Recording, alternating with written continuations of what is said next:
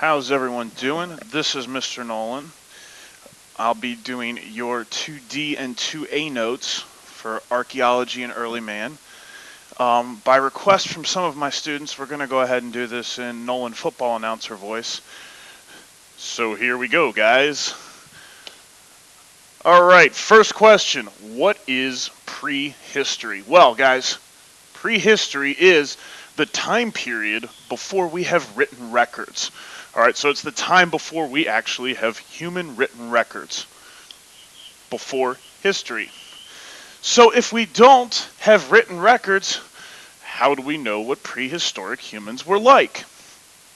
Well, we have these fun guys known as archaeologists, and they are scientists who study past cultures by locating and analyzing human remains, settlements, and fossils and artifacts. You guys might like to think of them as Indiana Jones. Really, better to think of them as Dr. Jones. Archaeologists go out, they look at past cultures, they locate, analyze human remains. Sometimes they're out in the field, sometimes those remains get shipped to them, and by the knowledge they're able to figure out by analyzing these remains, settlements, and fossils, they're able to make determinations about cultures, whether we have written records from them or not. So, what do archaeological finds reveal to us? First off, human remains tell us how people looked, nutrition, health, quality of life. If you guys have ever seen that TV show Bones, they do this literally every episode. They assemble the skeleton and they have the artist make a projection of what the person's would look like. Animal fossils will tell us animals that live in the same region as those humans. So if I find dog bones, I'm going to guess that there might have been dogs around. If I find horse bones, there might have been horses around. This will also give us a little bit of clue into what type of foods did they eat. What type of animals did they have? Were they domesticated animals? Did they have to hunt? Things like that. Tools and weapons. This tells us about technology available within the settlement. Did they have a sharpened stick, or had they figured out stone or even early forms of metal as weapons? All of these things are things we can learn. Pottery and jewelry tells us about materials available again, as well as technology, cultural, and evidence.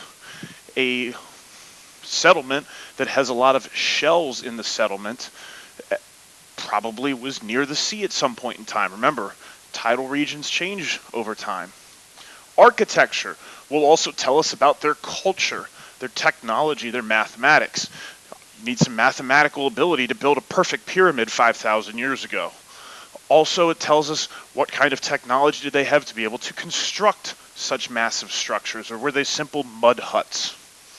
And lastly, texts and art. If we happen to find any texts, that is spectacular. If we don't, we have art, which will tell us a little bit about their religion, their beliefs, how advanced their culture is, and what kind of levels of literacy did they have. These are all things that an archaeologist can find simply by looking at artifacts on a dig site. Couple of important things to remember here, a couple of key places, and we'll talk about them a little bit later on. We have Stonehenge in England, which just had the recent discovery of a whole nother circle of stones buried around the perimeter. The city of Aleppo in Syria is one of our earliest civilizations, one of our earliest cities. Unfortunately, the ancient city of Aleppo has been bombed out in the last 3 or 4 years. There's not much of it left. It's a tragedy. Jericho is another early city, and it's located in Palestine. If you want to think about Palestine, start thinking near present-day Israel. And an example of great art is at the Catalhoyuk dig, which is located in present-day Turkey.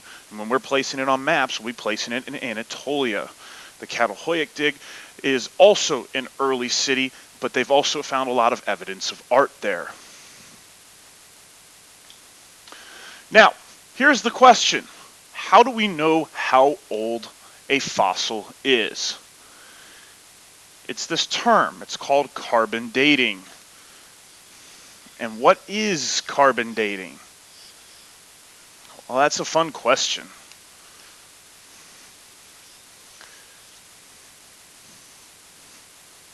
Carbon dating's clearly something you're going to do at homecoming, right?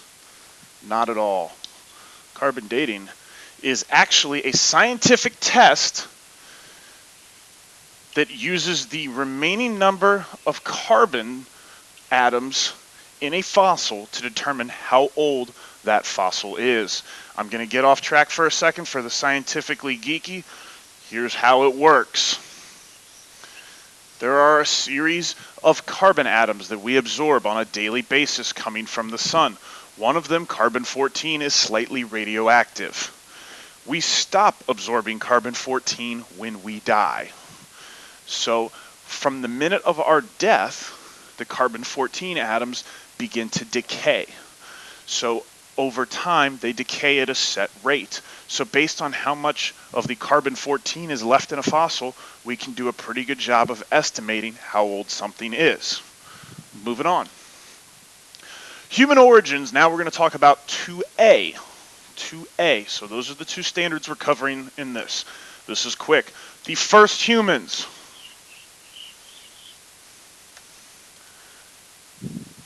The first humans, come on, were found in East Africa in the 1970s. Yes, humankind's only 35 years old. 45, pardon me, not math anymore.